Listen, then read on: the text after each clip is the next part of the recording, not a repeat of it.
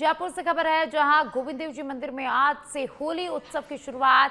आज रचना झांकी में रंग बिरंगे गुलाल से सजे ठाकुर जी के दर्शन होंगे। राजभोग झांकी के समय ही श्रद्धालु रचना झांकी देख सकेंगे। होली तक प्रतिवेदन ठाकुर जी रंग गुलाल की मनोहारी लीलाओं में यहां पर नजर आने वाले हैं। गोविंद देव जी मंदिर में झांकी दर्शन का नया शेड्यूल भी लागू होगा।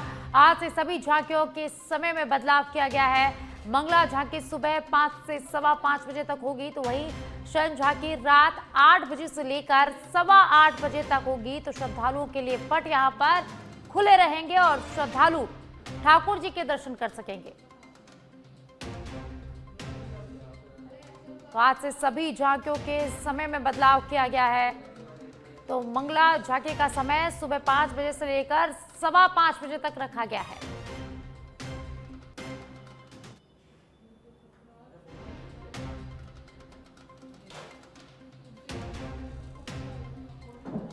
और ज्यादा जानकारी के लिए सहयोगी निरंजन मेरे साथ जुड़ चुके हैं। निरंजन, गोविंद देव जी मंदिर में आज से होली उत्सव की शुरुआत हुई है और इसी के साथ जो मंगला झांकी है उसके टाइमिंग में भी बदलाव हुआ है और शयन झांकी के टाइमिंग में भी बदलाव आज से शुरू हो गया है। क्या कुछ ज्यादा जानकारी निरंजन?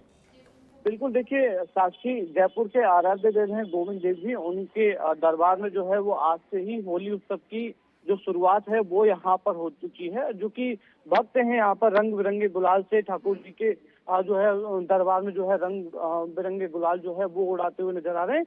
उसके अलावा जो है गुलाल से सजे हुए ठाकुर जी जो है वो यहाँ पर भक्तों को दर्शन देते हुए नजर आ रहे हैं। भीड़ को देखते हुए यहाँ पर राजभोग झांकी का जो समय है वो बढ़ाकर 10:45 से 11:45 तक जो है वो यहाँ पर किया गया है। इस बीच में जो है ठाकुर जी रंग गुलाल की मनोहारी लीलाओं के साथ में यहाँ पर नजर आने वाले हैं। उसके अलावा सभी झांकियों के टाइमिंग में जो है वो चेंजेस किए गए हैं। मंगला झांकी जो है अब मॉर्निंग 5 बजे से लेकर सवा 5 बजे तक होगी। वहीं धूप झांकी के दर्शन जो है वो 7:45 से 9 बजे तक होंगे। इसी के साथ में श्रृंगार झांकी है वो सुबह 9:30 बजे से लेकर सवा 10 बजे तक खुली रहेगी। वहीं संध्या झांकी जो है वो 5:45 से 6:45 तक होगी। उसके अलावा जो आखिरी झांकी है शयन झांकी वो 8 बजे से सवा 8 बजे तक शाम को जो है वो यहाँ पर होगी। अब गोविंद देव जी का दरबार जो है वो आजकल भक्तों से जो है पूरी तरीके से अब आने वाले दिनों में जब तक की होली का कार्यक्रम रहता है तब तक यहाँ पर पूरी तरीके से भक्तों से भरा हुआ जो है वो यहाँ पर नजर आएगा। और गोविंद देव जी के दर्शन करने के लिए राजस्थान ही नहीं, राजस्थान के आसपास के पड़ोसी राज्यों से भी भक्त जो है जिस तरीके से दर्शन करने आते हैं तो उनको जो है दर्शन देते हुए गोविंद देव जी और उनके मन को भावन करते हुए यहाँ पर गोविंद देव जी जो है वो नजर आने वाले हैं। साक्षी जी, बहुत बहुत शुक्रिया निरंजन इस तमाम जानकारी के लिए।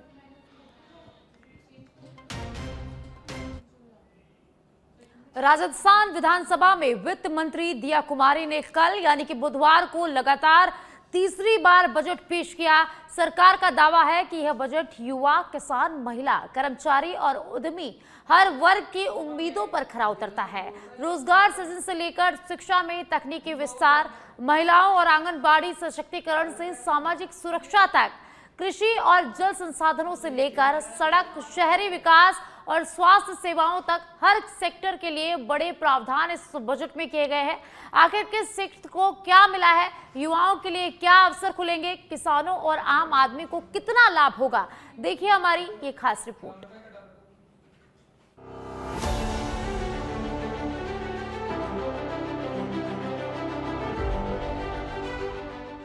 वित्त मंत्री दिया कुमारी ने आज विधानसभा में लगातार अपना तीसरा बजट पेश किया।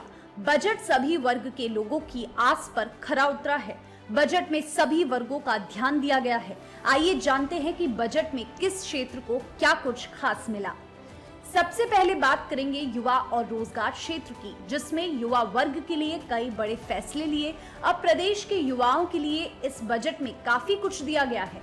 GFX के जरिए जानेंगे कि युवा और रोजगार क्षेत्र में बजट के पिटारे से क्या निकला। युवा और रोजगार, वोकेशनल कोर्स और ऑनलाइन टेस्ट सेंटर होंगे शुरू। स्टेट टेस्ट एजेंसी से भर्ती प्रक्रिया होगी पारदर्शी। मुख्यमंत्री स्वरोजगार योजना 1000 करोड़, 30,000 युवा होंगे लाभान्वित।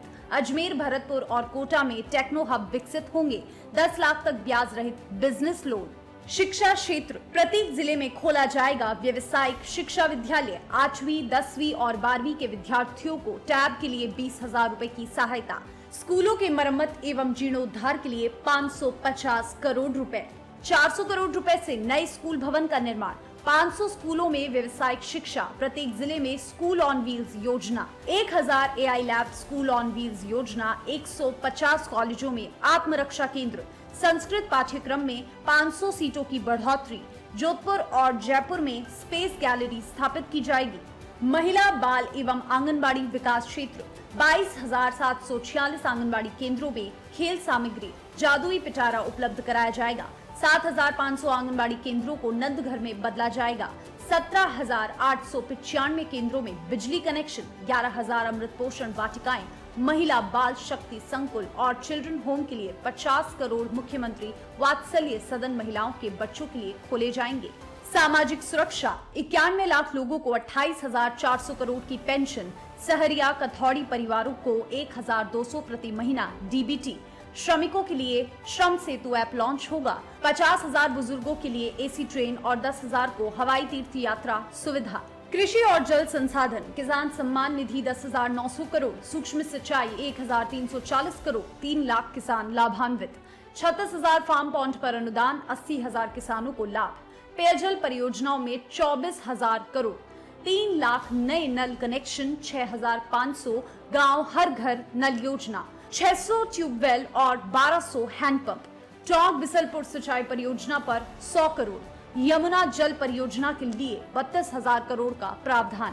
सड़क और आधारभूत संरचना, 16,430 किलोमीटर नई सड़कें। 27,860 करोड़ खर्च। 20,000 किलोमीटर स्टेट हाईवे कार्य प्रस्तावित।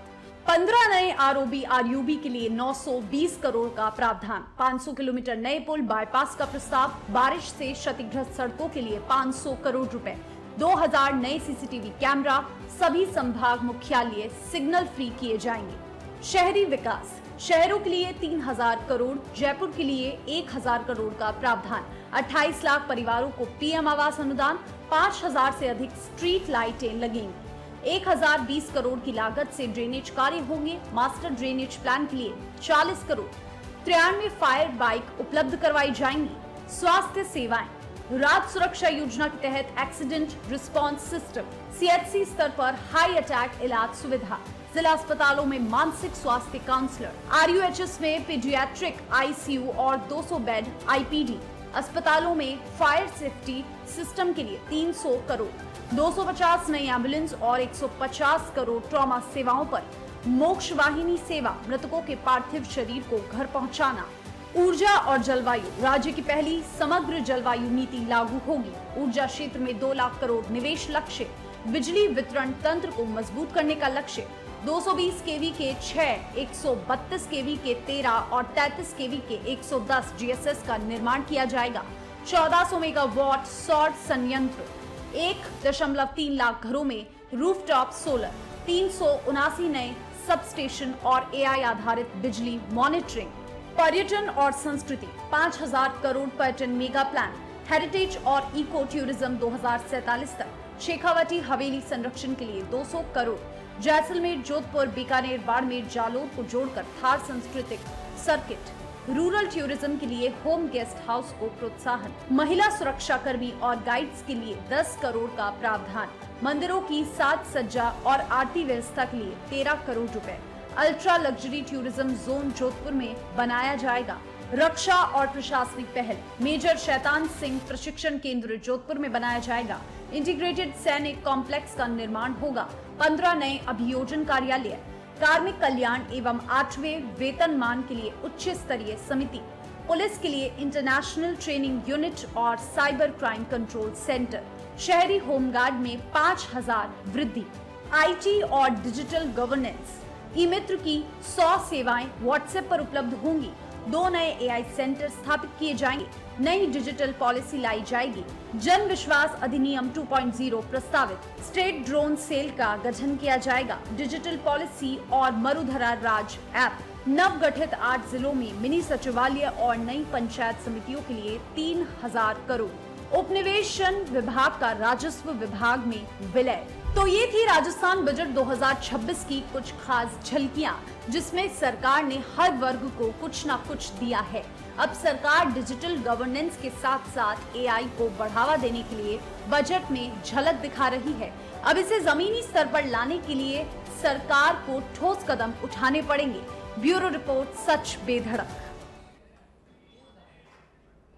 और आप बस्सी के नैना धाम से खबर है, जहां नैना धाम के पास आबादी इलाके में पैंथर की लगातार आवाजाही से दहशत का माहौल बना हुआ है। बीती रात एक पैंथर मकान की दीवार पर बैठा नजर आया, जिसका वीडियो एक ग्रामीण ने बनाकर सोशल मीडिया पर साझा किया, जो देखते ही देखते वायरल हो गया है। वीडियो में पैंथर काफी देर तक दीवार पर बैठा दिखाई देता है और बाद में जंगल की ओर चला जाता है। घटना की सूचना मिलते ही ग्रामीणों ने वन विभाग को इससे अवगत कराया। स्थानीय लोगों का कहना है कि महाशिवरात्रि का मेला नजदीक है और बड़ी संख्या में श्रद्धालु नैना धाम पहुंचेंगे। ऐसे में सुरक्षा को लेकर भी यहां चिंता बढ़ गई है। ग्रामीणों ने वन विभाग से क्षेत्र में एक गश्त बढ़ाने, चेतावनी बोर्ड लगाने और मेला अवधि में विशेष निगरानी रखने की मांग की है, ताकि किसी भी प्रकार की अप्रिय घटना से बचा जा सके।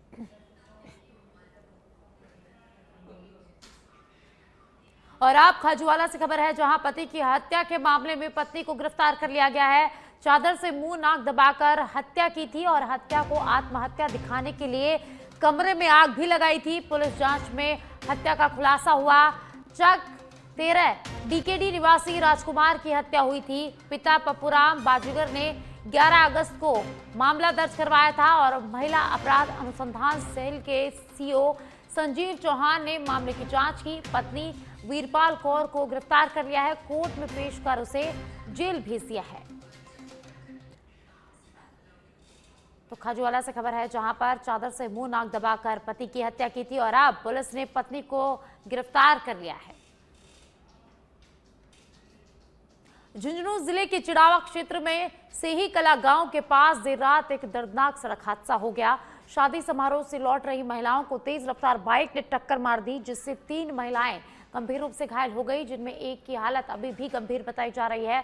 घायलों को तुरंत चिड़ावा के सरकारी अस्पताल पहुंचाया गया, जहां से गंभीर महिला को बेहतर उपचार के लिए झुंझुनू रेफर कर दिया गया है, जबकि 2 महिलाओं का इलाज जारी है। प्रत्यक्षदर्शियों के अनुसार टक्कर के बाद बाइक में अचानक आग लग गई और कुछ ही देर में वह पूरी तरह से जलकर खाक हो गई। हादसे के बाद बाइक सवार मौके से फरार हो गया। सूचना मिलते ही सूरजगढ़ थाना पुलिस मौके पर पहुंची और घटना स्थल का जायजा लेकर फरार बाइक सवार की तलाश शुरू कर दी गई है।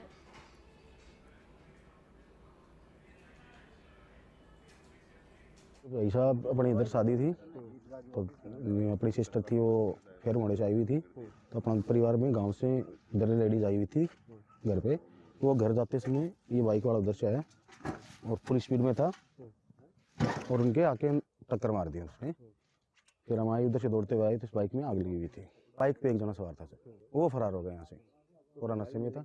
फाइल उनका यहाँ पे गिरा हुआ मिला। टोंक जिले के उनियारा उपखंड क्षेत्र में आज से माध्यमिक शिक्षा बोर्ड राजस्थान अजमेर द्वारा आयोजित बोर्ड परीक्षाओं की शुरुआत हो गई। ब्लॉक में बनाए गए 14 परीक्षा केंद्रों पर विद्यार्थियों ने यहां पर परीक्षा दी है और परीक्षा के पहले दिन छात्रों में खासा उत्साह देखने को मिला और बड़ी संख्या में परीक्षार्थी समय से पहले ही परीक्षा केंद्रों पर पहुंच गए। शांतिपूर्ण और व्यवस्थित माहौल में परीक्षाएं यहां पर शुरू हुई, जहां विद्यार्थियों के चेहरों पर आत्मविश्वास और उत्साह साफ नजर आया।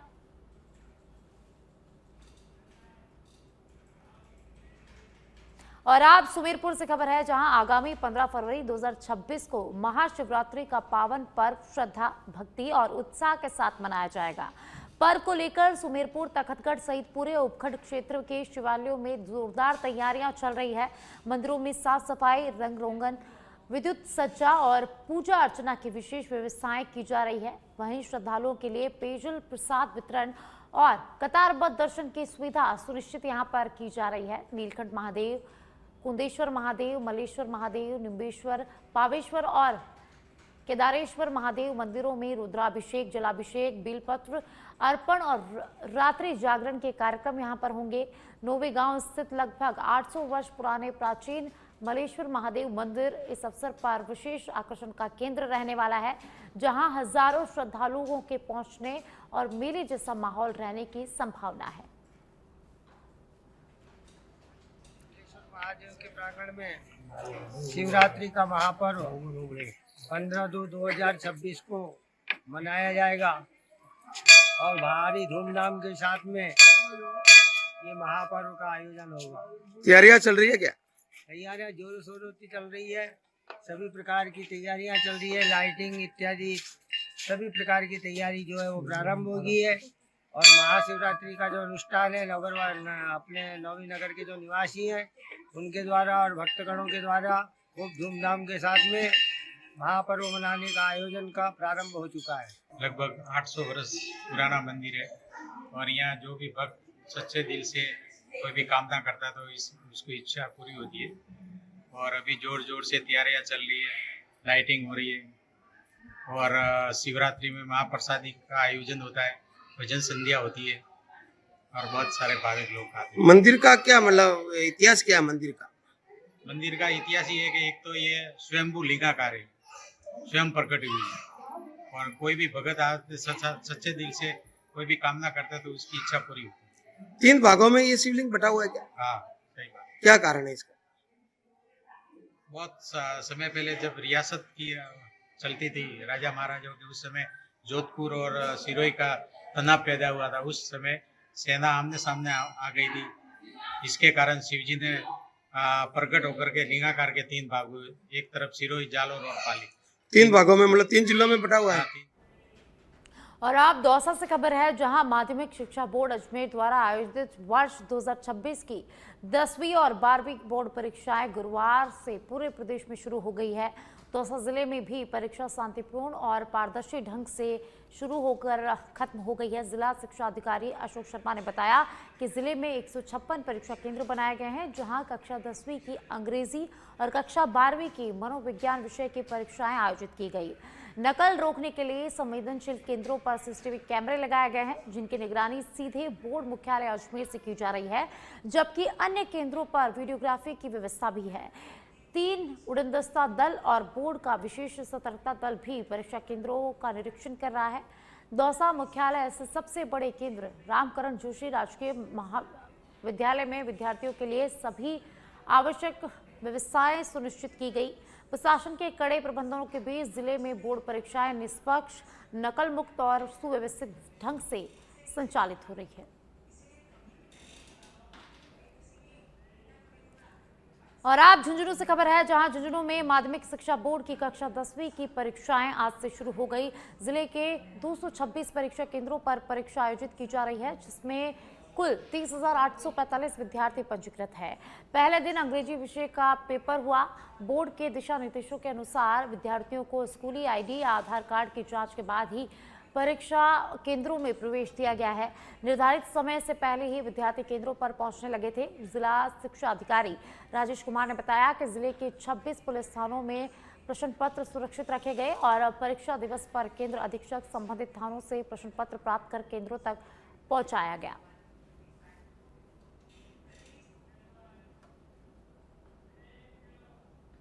खाजूवाला से खबर है, जहां प्रशिक्षु आरपीएस रोहित चौधरी ने थानाधिकारी के रूप में कार्यभार ग्रहण कर लिया है।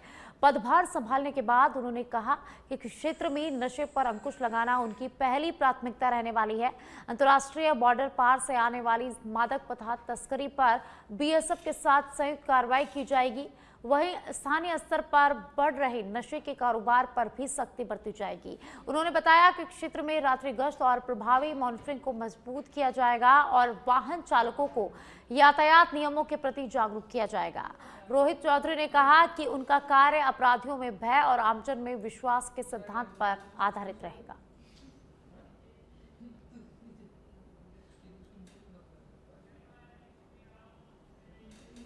और अब चाकसू से खबर है, जहां चाकसू बाईपास के पास करोड़ों रुपए की लागत से निर्मित उप रजिस्ट्रार कार्यालय का नया भवन पिछले 2 वर्षों से शिफ्टिंग का इंतजार कर रहा है।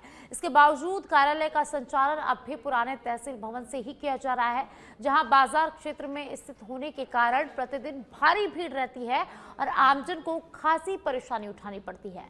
इधर नया भवन खाली पड़ा होने से देखरेख के अभाव में जर्जर होता जा रहा है। भवन का रंग फीका पड़ने लगा है और परिसर में घास फूस उगाई है, जिससे सरकारी धन के दुरुपयोग की आशंका यहां पर जताई जा रही है। ये जो भवन है, ये जो बिल्डिंग है, ये चाकसू बाईपास के पास में चाकसू के अंदर स्थित है। इस भवन का निर्माण उप रजिस्ट्रार उप पंजीयन कार्यालय के उद्देश्य से कांग्रेस की जो सरकार थी पिछले कार्यकाल में उसके द्वारा बनाया गया था, लेकिन आज पिछले 2 सालों से भी अधिक समय होने के बावजूद भी यहाँ पे भाजपा की सरकार, यहाँ के जो विधायक महोदय, उन्होंने आज तक यहाँ पे कार्यालय को शिफ्ट नहीं किया। यहाँ पे इन्होंने विद्युत कनेक्शन नहीं कर पाए। अभी वर्तमान में जो कार्यालय तहसील में चल रहा है वहाँ पे ट्रैफिक की वजह से, ट्रांजैक्शन की वजह से, यातायात की वजह से वहाँ पे जगह नहीं है। और अब डीडवाना के परबतसर से खबर है, जहां देर रात रूणीजा ग्राम पंचायत के प्रशासक पोकर राम डारा पर जानलेवा हमला करने का मामला सामने आया। घटना राजकीय उच्च माध्यमिक विद्यालय के सामने मुख्य सड़क पर हुई, जब डारा ट्रीको औद्योगिक क्षेत्र से अपने गांव डारापुर लौट रहे थे। इस दौरान हमलावरों ने उनकी गाड़ी के आगे अपनी गाड़ी लगाकर रास्ता रोका और अचानक उन पर हमला कर दिया। हमले से घबराकर पोकर राम डारा अपनी जान बचाने के लिए गाड़ी छोड़कर मौके से भाग निकले और सुरक्षित निकलने में सफल रहे। हालांकि उन्हें कहीं कहीं चोटें आई है। घटना के बाद हमलावर फरार हो गए। सूचना मिलते ही परबतसर थाना पुलिस मौके पर पहुंची और घटनास्थल का जायजा लिया। देर रात पोकर राम डारा ने थाने पहुंचकर 3 लोगों के खिलाफ मामला दर्ज कराया है। पुलिस ने केस दर्ज कर मामले की जांच शुरू कर दी है।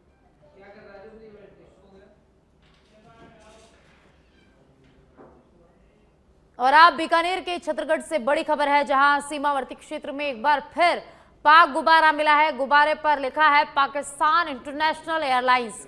बॉर्डर इलाके में पहले भी कई बार ऐसे गुब्बारे मिल चुके हैं और आज एक बार फिर से गुब्बारा मिला है। छतरगढ़ के कंकराला गांव में पाकिस्तान का गुब्बारा मिला है। ग्रामीणों की सूचना के बाद छतरगढ़ पुलिस मौके पर पहुंची। सुरक्षा एजेंसियों का ध्यान भटकाने के लिए अक्सर सीमा पार से ऐसे ही गुब्बारे भेजे जाते हैं। छतरगढ़ पुलिस अब गुब्बारे की जांच कर रही है। छतरगढ़ थाना क्षेत्र के कंकराला गांव का ये पूरा मामला है, जहां पाकिस्तानी गुब्बारा मिला है।